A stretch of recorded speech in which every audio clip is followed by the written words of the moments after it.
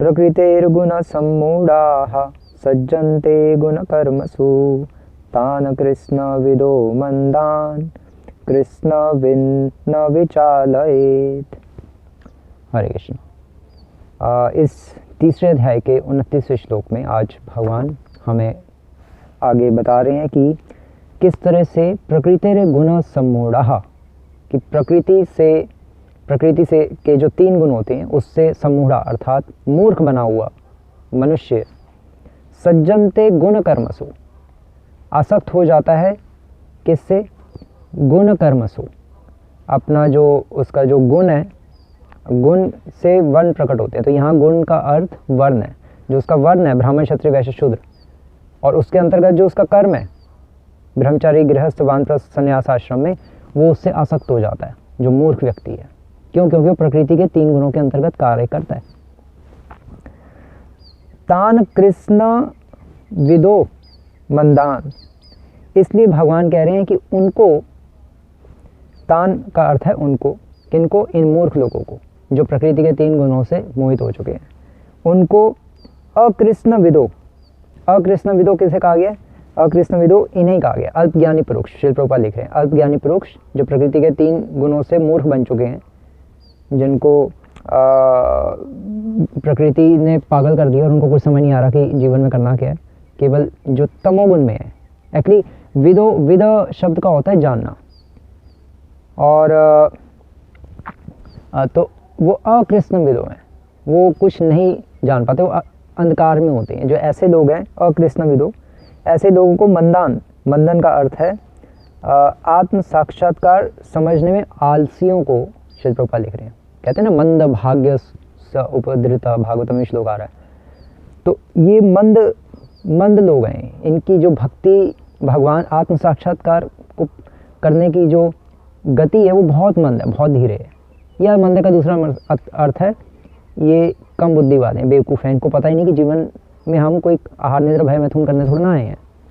तो ऐसे लोगों को कृष्णवित्, कृष्णवित् का अर्थ है डिवोटी।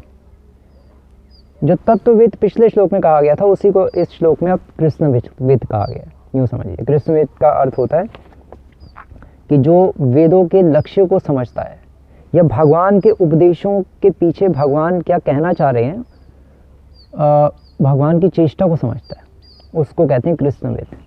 तो जो कृष्णविद है, जो भगवान की चेष्टा को समझता है, न विचालयित, वो ऐसे व्यक्तियों को डिस्टर्ब ना करे जो अल्पज्ञानी लोग हैं।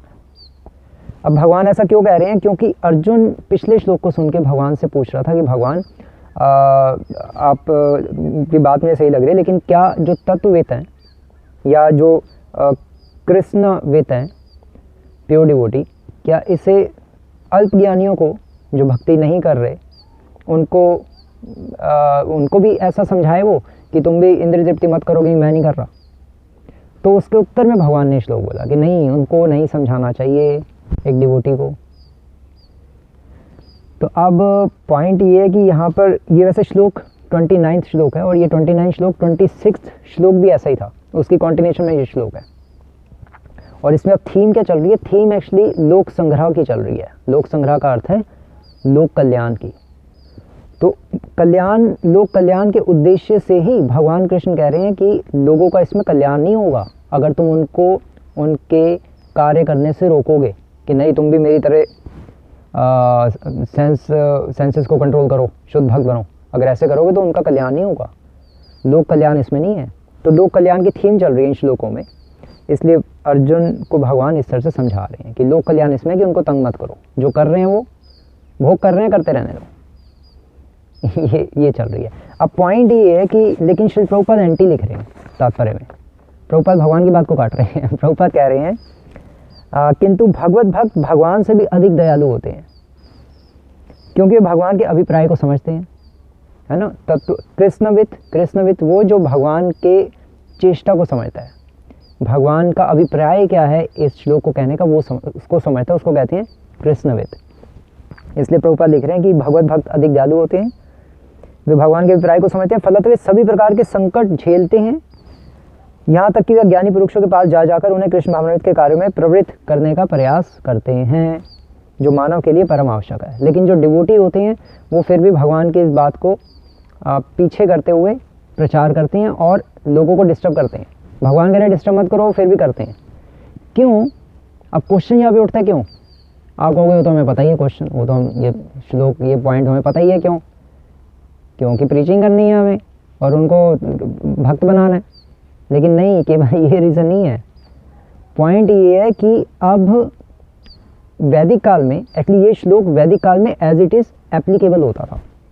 जब सतयुग, त्रेता युग और द्वापर युग था, तब जो अल्पज्ञानी लोग थे उनको डिवोटीज तंग नहीं करते थे।